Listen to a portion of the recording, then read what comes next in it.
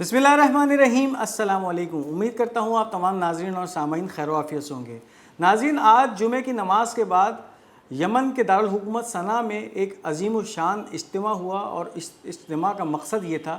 कि अपने मज़लूम फ़लस्तीनी भाइयों से इजहार यकजहती की जाए। और इस इज्तिमा के अंदर फिर यमनी फ़ौज या अंसारुल्लाह के जो मिलिट्री स्पोक्स पर्सन हैं ब्रिगेडियर जनरल याहिया सरी, उनकी तरफ से एक बयान सामने आया और एक बहुत अहमियत का बयान ये समझा जा रहा है। Military spokes person for the Ansarullah group, we announce the start of implementation of the 4th phase of escalation.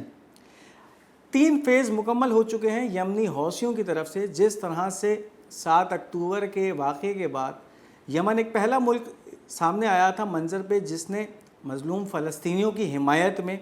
एक पहरा लगा दिया था बहरा अहमर में, और उसकी जानिब से 17 नवंबर को एक पहली कार्रवाई एक ऐसे जहाज़ के ख़िलाफ़ की गई थी गैलेक्सी स्टार नामी, जो कि इस बहरा अहमर को क्रॉस कर रहा था और ये इसराइल के पोर्ट्स या इसराइल की बंदरगाह की तरफ गाड़ियाँ लेके जा रहा था। इसको जो है वो रोका गया था और उसके बाद से एक ना रुकने वाला सिलसिला जो था ये यमनियों की तरफ से, यमनी हौसियों की तरफ से शुरू हो गया था। तो अब इस वक्त जो ये बयान सामने आया है, ये इस वक्त जो यमन की तरफ से कार्रवाइयाँ हैं ये अपने चौथे मरहले में दाखिल हो गई हैं, और इस चौथे मरहले का क्या अहवाल है ये भी फिर आगे बयान किया जा रहा है। Yemen arm forces we announce the start of the phase of targeting all ships violating the decision banning Israeli navigation and heading to the port of occupied Palestine from the Mediterranean C in any area with in our reach. ये बयान अब सामने आ चुका है कि एक तरफ तो हम अब चौथे मरहले में, इस जंग के चौथे मरहले में दाखिल हो रहे हैं, और ये चौथा मरहला क्या होगा अब ये इसके बारे में ख़बर सामने आ चुकी है कि एक तरफ तो बहरा अहमर में यमनी हौसियों ने जिस तरह से नातका बंद किया हुआ था, एक रोका हुआ था रास्ते को, अब ये कार्रवाइयों का जो है दायरे कार बढ़ाने की बातें की गई। एक तरफ तो फिर बहरा अहमर के बाद इंडियन ओशन में इन कार्रवाइयों का दायरा कार बढ़ाया गया था, और अब इस बात का भी इंदिया दे दिया गया है कि न सिर्फ बहरा अहमर, खलीज अदन और बहरा हिंद, बल्कि अब बहरा रोम यानी मेडिटेरेनियन सी तक जो है वो इस हमलों का जो दायरा कार है वो अब बढ़ाने जा रहे हैं यमनी हौसी। If the enemy launches an operation in Rafah, we will impose comprehensive sanctions on all ships of companies that are related to supplying and entering the occupied Palestinian ports of any nationality. अब इन हमलों का जो दायरा car है वो इस तरह से बढ़ा दिया गया है कि एक तरफ तो मेडिटेरेनियन सी या बहरा रोम के अंदर भी कार्रवाइयों का इंदिया दे दिया है, यानी फिर यमन की जितनी भी कैपेसिटी है इसको अब बरूए कार लाते हुए यमनी हौसी बहरा रूम तक जो है वो मार करेंगे, और तमाम ऐसे जहाज़ों को कि जिनकी पोर्ट ऑफ डेस्टिनेशन या जिन बंदरगाहों के लिए वो सफ़र कर रहे होंगे, अगर वो मकबूजा फ़लस्तीन या इसराइल की बंदरगाह होंगी तो फिर उनको निशाना बनाया जाएगा। बहरा अहमर में तो काम हो रहा है काफ़ी अरसे से, लेकिन अब बहरा रोम में भी ये काम किया जाएगा यमनी हौसियों की तरफ से, इसका इंदिया दे दी गया है। और साथ साथ अब एक और वार्निंग भी जारी कर दी गई है। ये वार्निंग है कि उन तमाम जहाज़ों को अब निशाना बनाया जाएगा कि जिनका ताल्लुक़ या तो इसराइल से किसी हवाले से या इसराइल के किसी भी कॉन्ट्रैक्ट के हवाले से वो इसराइल के साथ शामिल हैं, फिर वो किसी भी मुल्क के जहाज़ हों, अगर वो इसराइल की तरफ जाते हुए पाए गए या उनके जहाज़ या उनके मालिकान का किसी भी हवाले से इसराइलियों से ताल्लुक़ निकला तो फिर उन तमाम जहाज़ों को जो है वो यमनी हौसी टारगेट करेंगे, और ये तमाम जहाज़ भी यमनी हौसियों के निशाने पर होंगे। तो इस बात का इंदिया इस वक्त क्लियरली दे चुका है ये अंसारुल्लाह मूवमेंट और यमनी इनके फ़ौज के जो तर्जुमान हैं ब्रिगेडियर जनरल याहिया सरी, वाज़े अल्फाज में ये आज बयान जो है अब पूरी दुनिया के सामने आ चुका है। तो अब ये देखना है कि इस चौथे फेज़ के अंदर फिर अब किस तरह की कार्रवाइयाँ यमनी हौसी बहरा अहमर के साथ साथ बहरा रोम में अब दिखाते हैं। तो अब ये आने वाले वक्तों में ये कार्रवाइयाँ भी क्लियर होती जाएंगी। अब इसके साथ जो अब्दुल मालिक अल हौसी यानी हौसियों के जो सबसे बड़े रहनुमा हैं अब्दुल मालिक अल हौसी, उनका एक बयान है। Ansarullah targeted 6 ships linked to the United States, Israel and Britain this week, bringing the total number of ships targeted to 107. तादाद बताई जा रही है कि इस वक्त इस पिछले हफ्ते की जो कार्रवाइयाँ की गई यमनी हौसियों की जानिब से, अंसारुल्लाह की जानिब से, इसमें 6 जहाज़ों को निशाना बनाया गया, और इन 6 जहाज़ों का ताल्लुक़ अमरीका से था, इसराइल से था और इसके साथ साथ बरतानिया से था।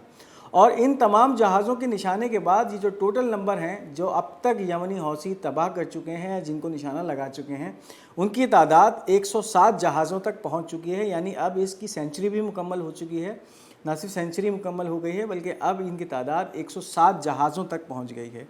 اب آپ یہ اندازہ لگائیے کہ اس وقت یمنیوں کی جو طاقت ہے، ملٹری فورس ہے، وہ اب کتنی زیادہ بڑھتی جا رہی ہے. ظاہر ہے اس کے اندر پھر بہت سارا جو اس وقت یمنی حوثی اسلحہ استعمال کر رہے ہیں وہ ایران کی طرف سے دیا گیا ہے. لیکن جس طرح سے اب وہ اس اسلحے کو استعمال کر رہے ہیں، جس طرح سے اس کی افادیت اب ان کے سامنے آتی جا رہی ہے، ایک طرف تو ان کا جو ہے وہ مورال بہت بلند ہو گیا ہے، اور ساتھ ساتھ ان کو اپنی کیپیسٹی کا بھی پتہ چل گیا ہے کہ ہم اب کتنے کیپیبل ہیں اور اب ہم کس طرح سے اسرائیل کو کس حد تک نقصان پہنچا سکتے ہیں. تو اس وقت بہت بڑی کارروائیاں ہیں جو کہ یمنی حوثی اس منظر نامے سے دکھا رہے ہیں. اب اس کے ساتھ ایک اور بھی اس وقت خبر سامنے آ رہی ہے، اور ترکی سے یہ خبر آ رہی ہے کہ اس وقت ترکی نے اسرائیل کے ساتھ تمام ایکسپورٹ اور امپورٹ کے معاہدے ختم کر دیے ہیں. یعنی اب ان دونوں ممالک میں ترکی اور اسرائیل کے درمیان کسی بھی قسم کی کوئی بھی شراکت داری نہیں ہوگی، نہ پھر کوئی ایکسپورٹ ہوگی اور نہ ہی کوئی امپورٹ ہوگی. اب اس حوالے سے ایردوغان کا ایک بیان ہے، we close the door to the trade exchange with Israel which amount to $9.5 billion.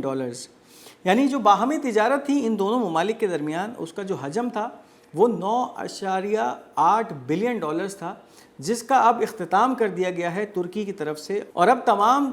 جو بھی چیزیں ترکی ایکسپورٹ کرتا تھا اسرائیل کو، جس کے اندر سب سے اہم چیز تھی وہ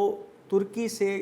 ایکسپورٹ کیا جانے والا میٹلز یا دھاتیں تھیں جو کہ اسرائیل کے اندر آرمز اینڈ ایمونیشن بنانے میں کام آتی تھیں، ان کو بھی اب مکمل طور پہ بند کر دیا ہے. تو اس وقت اسرائیل کے اندر جو حالات ہیں کہ جس طرح سے اس وقت اس کو اسلحہ بنانے کے لیے ایک کثیر تعداد کے اندر دھاتوں کی ضرورت ہے، تو اب جس طرح سے یہ ایک پابندی لگ چکی ہے ترکی کی طرف سے، تو اب اسرائیل کے لیے ٹف ٹائم ترکی کی طرف سے شروع ہو چکا ہے. حالانکہ ان دونوں ممالک کے اندر جو تجارتی حجم تھا وہ اچھا خاصا، یعنی $9.8 بلین تھا، جس کو اب ترکی نے مسترد کر دیا ہے. تو یہ ایک بہت ہی بڑی خبر ہے اس وقت جو ترکی سے سامنے آ رہی ہے. اب اس کے ساتھ آپ کو یہ بتائیں کہ اسرائیل نے جو امریکن پیٹریوٹ میزائل سسٹم تھے اس کو اب اپنے آرسنل سے نکالنے کا فیصلہ کر دیا ہے، اور اس فیصلے کی وجہ کیا بنی اس کے اوپر نظر ڈالتے ہیں. Israel will abandon US patriot defence system within 2 months due to their failure against Iranian missiles and low interception rate. The US want to send the Patriots to Ukraine. اب اس ایک خبر کے اندر دو خبریں ہیں. ایک طرف تو یہ خبر دی جا رہی ہے کہ اسرائیل نے اس امریکی پیٹریوٹ ڈیفنس سسٹم کو 2 مہینے کے اندر اندر اپنے ملٹری آرسنل سے نکال باہر پھینکنے کا فیصلہ کر لیا ہے. اور یہ فیصلہ اس وجہ سے کیا گیا ہے کہ جس طرح سے جس وقت ایران کی طرف سے اسرائیل پہ وعد الصادق نامی ایک اٹیک کیا گیا تھا، اس حملے کے نتیجے میں اس US پیٹریوٹ ڈیفنس سسٹم کی افادیت جو ہے وہ بہت زیادہ کھل کے سامنے نہیں آ سکی، اور اس ڈیفنس سسٹم نے آنے والے ایرانی میزائلوں کو بہت کم ریٹ پہ انٹرسیپٹ کیا، ان کو تباہ کیا، ان کو روک پایا. جس کی وجہ سے اسرائیل نے اب یہ فیصلہ کیا ہے کہ اس پیٹریوٹ ایئر ڈیفنس سسٹم کو جو کہ امریکی ساختہ ہے اپنے ملٹری آرسنل سے باہر نکال پھینکے اور اس کی جگہ کوئی اور مضبوط defence system, air defence system deploy کیا جائے اسرائیل کے اندر. اب دوسری طرف یہ دیکھیے کہ اس خبر کا جو دوسرا حصہ ہے وہ یہ بتا رہا ہے کہ یہی وہ پیٹریوٹ ایئر ڈیفنس سسٹم ہے جو کہ امریکہ یوکرین کو دینے جا رہا ہے، اور یوکرین اس پیٹریوٹ ڈیفنس سسٹم کو لے کر کافی خوش ہے. تو اب آپ ایک طرف اندازہ لگائیے کہ اسرائیل نے اس کو یکسر ریجیکٹ کر دیا ہے، تو پھر اگر یہ US Patriot air defence system Ukraine ابھی تو استعمال کر رہا ہے اور اب امریکہ اس کو اور دینے کی باتیں کر رہا ہے، تو اب یہ دیکھنا ہے کہ یوکرین کے اندر بھی یہ کتنی افادیت دکھاتا ہے، کیونکہ اسرائیل کے اندر تو یہ ایئر ڈیفنس سسٹم یکسر فیل ہو چکا ہے ان ایرانی میزائلز اور ڈرون کے سامنے. تو اب رشیا کے اندر بھی اسی طرح کے میزائلز اور ڈرون استعمال ہو رہے ہیں جو کہ ایران نے اسرائیل پہ حملے کے حوالے سے کیے تھے. تو اب یہ دیکھنا ہے کہ یوکرین کے اندر یہ ایئر ڈیفنس سسٹم کیا واقعی اپنی افادیت دکھاتے ہیں، یا پھر امریکہ کی طرف سے صرف ایک یہ لالی پاپ ہے جو کہ یوکرین کو دیا جا رہا ہے. اب اس کے بعد ایک اور بہت اہم خبر ہے، اور یہ خبر عراق کے حوالے سے ہے. فار دا فرسٹ ٹائم تل اویو از انڈر اٹیک فرام عراقی ٹیریٹری. عراقی سرزمین سے پہلی دفعہ ایک ایسا حملہ کیا گیا ہے جو کہ اسرائیل کے اندر براہ راست آ کر ہٹ ہوا ہے. وہ